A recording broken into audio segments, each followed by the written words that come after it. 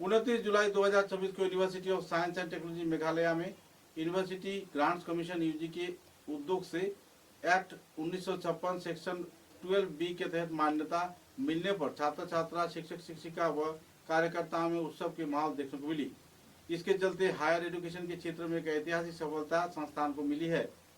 यह प्रतिष्ठित मान्यता एक बार फिर यूनिवर्सिटी के इकोनॉमिक एक्सीलेंस, रिसोर्स इनकम और क्वालिटी एजुकेशन के प्रति कमिटमेंट को पहचानते हैं और यूनिवर्सिटी के डेवलपमेंट के लिए एक नया दौर का रास्ता खोलती दिखाई दे रही है।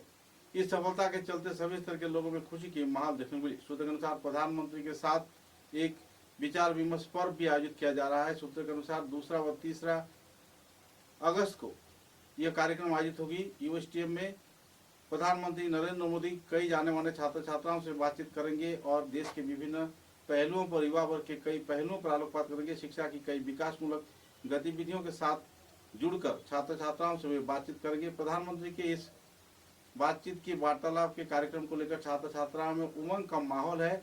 और तो और किसी निजी शिक्षा प्रतिष्ठान में प्रधानमंत्री द्वारा ऐसे सहयोग किए जाने पर पूरे उत्तर पूर्वांचल सहित देश के हर एक क्षेत्र में लोगों में खुशी का माहौल है, क्योंकि लोग प्राइवेट इंस्टीट्यूशन को कई क्षेत्र में अनदेखी करते हैं। आज प्रधानमंत्री खुद इस संस्थान यानी university of science and technology के हर एक क्षेत्र में स्वर्णिम सफलता को देखकर आखिरकार छात्र छात्राओं से मुलाकात कर उनसे बातचीत करने का जो मौका उन्हें प्रदान किया है, इसके चलते यूएसटीएम कर्तृपक्ष तथा उपाचार्य महबूब हक व हर एक क्षेत्र के छात्र छात्रा, हर एक विभाग के छात्र छात्राओं ने उनके प्रति आभार व्यक्त किया है। सूत्र के अनुसार 2 व 3 अगस्त को यह कार्यक्रम आयोजित होगा। इसको लेकर तैयारी जोरों पर चल रही है।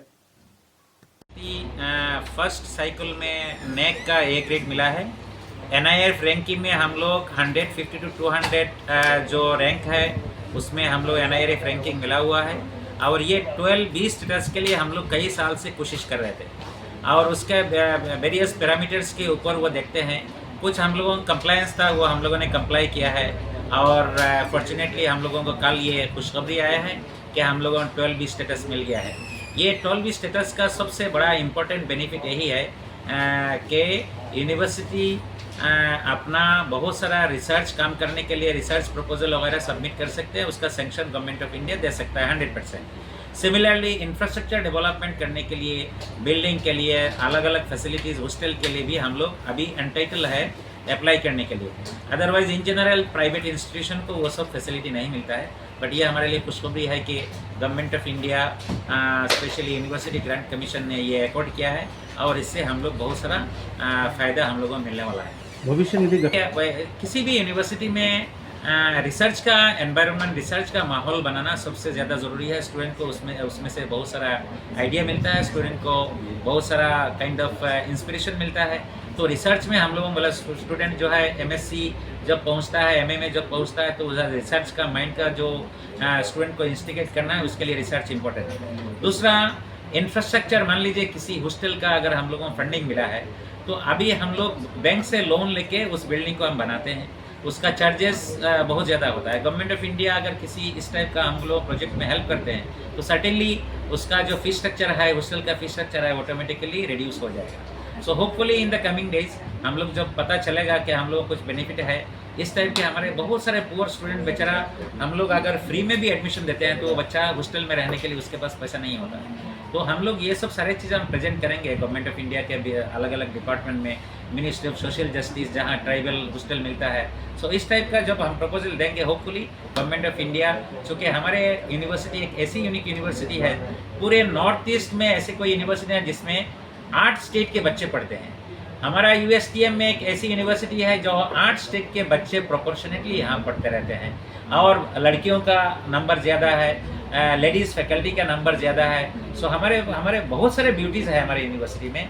होपफुली हमारे इस जो 12B जो स्टेटस है और हमारा यूनिवर्सिटी का जो डाइवर्सिटी हम लोग मेंटेन करते हैं, इसकी वजह से हमको यूनिवर्सिटी को बहुत सारा फ़ायदा मिल रहा है। एक आखिरी सवाल है, तो हमारा शुरू हो गया है, अभी 3rd बैच इस बार MBBS एंट्री होगा। हमारा 150 इंटेक है। जो आप सुपर स्पेशलिटी हॉस्पिटल की बात कर रहे हैं, hopefully by another 7-8 months maximum 1 year के अंदर हमारा हॉस्पिटल रेडी हो जाएगा। तो पेशेंट को चेन्नई और हैदराबाद इस एरिया में जाने की ज़रूरत नहीं है। ये मेरा अपना कॉन्फिडेंस है। Thank you.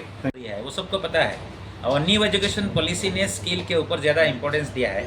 हम लोग भी हर कोर्स में, चाहे बीए हो, बीएससी हो, बीकॉम हो, इंजीनियरिंग हो, सबको हम स्किल देने की कोशिश कर रहे हैं। बट स्टिल हम लोग बहुत सारा क्षेत्र में हम लोग सक्सेसफुल इसलिए नहीं है क्योंकि बच्चों को एक्सपोजर देने के लिए हमारे पास इंडस्ट्री, हमारे पास बिजनेस, हमारे पास बहुत सारा अदर जो इंफ्रास्ट्रक्चर होना चाहिए as a part of the facilities, वो हमारे पास नहीं है या हमारे एरिया में नहीं है। तो ये एक चैलेंजिंग है कि इंस्टीट्यूशन को अगर बच्चों को एम्प्लॉयमेंट अपॉर्चुनिटी बढ़ाना है और सबको सपोर्ट करना है तो स्किल के ऊपर काम करने पड़ेगा। ये समथिंग अनअवॉइडेबल है। Today a student doing BA, उसके लिए भी स्किल की ज़रूरत है। कोई बीएससी कर रहा है, उसको भी स्किल की ज़रूरत है। तो वो स्किल सेट थोड़ा अलग अलग होता है कोर्स के हिसाब से और स्टूडेंट के अपनी इंटरेस्ट के हिसाब से। तो उसके लिए हम लोग काम कर रहे हैं लास्ट 5-6 ईयर से। Hopefully by next 3-4 years it will be a drastic change at UST. समाचारों के अंत में बराक वार्ता की सुर्खियां एक बार फिर।